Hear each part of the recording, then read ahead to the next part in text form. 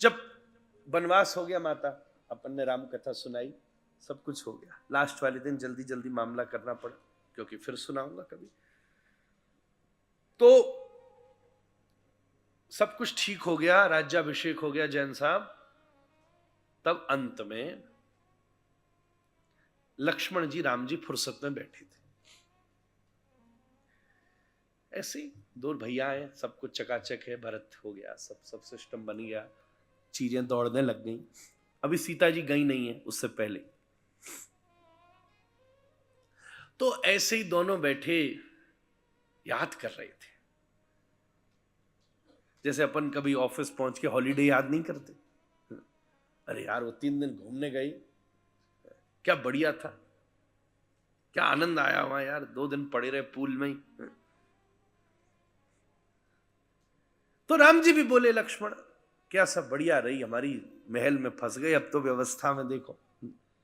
पर अपन ने 14 वर्ष कितना आनंद किया।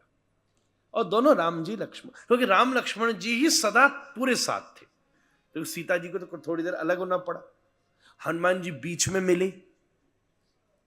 2 जन जो पूरी वनवास में जाने से आने तक 24 आवर साथ थे, पूरे 14 वर्ष, तो राम लक्ष्मण ही थे, इसलिए हर हिस्सा उनको पता था। सीता जी को हरण के बाद का तो अलग हो गए, हनुमान जी को हरण के बाद का पता, जो भी साथ में लोग, कोई कहीं कहीं तक ही रहे, निषाद की जगह तक रहे, भरद्वाज जी की जगह तक रहे, तो सब रिकॉल करते। तो उसी समय राम जी ने लक्ष्मण से पूछा कि हम इतनी इतनी जगह गए, आपको सबसे बढ़िया जगह, सबसे अच्छी यात्रा, सबसे अच्छा क्या लगा बताओ। राम जी ने लक्ष्मण से पूछा, तो लक्ष्मण जी ने कहा राम जी मुझे तो लंका में सबसे अच्छा लगा।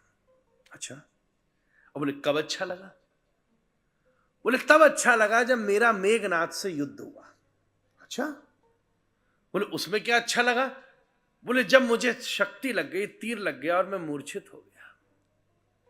बोले उसमें आपने क्या यात्रा की? आपने तो कोई यात्रा ही नहीं की।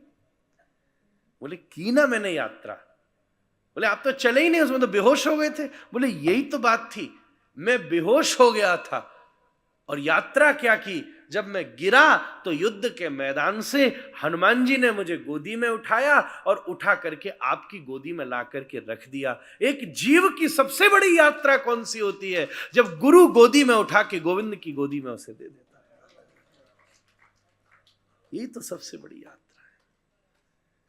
मेरे जीवन की सबसे बढ़िया यात्रा वही थी राम जी, जब हनुमान जी ने मुझे गोदी में उठाया और आपकी गोदी में दे दिया।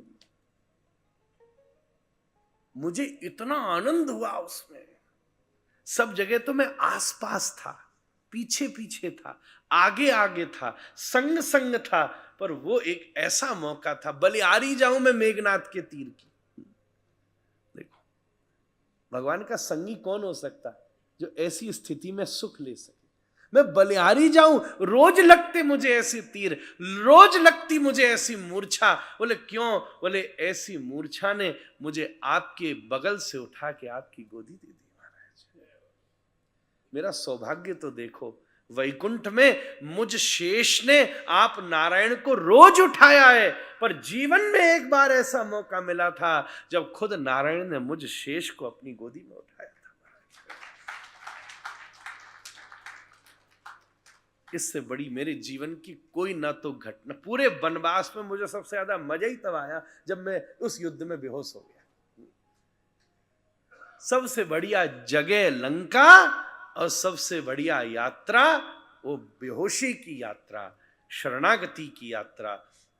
जब संसार के युद्ध में मैं हार गया और गिरे हुए मूर्छित हुए जीव को गुरु ने गोदी में उठाया और राम की गोदी में प्रदान कर दिया, ये मेरे जीवन की सबसे सुंदर यात्रा। राम जी सुनते ही भावुक हो गए और बगल में बैठे लक्ष्मण को खींच करके रघुनाथ ने हृदय से लगा लिया। वाह लक्ष्मण।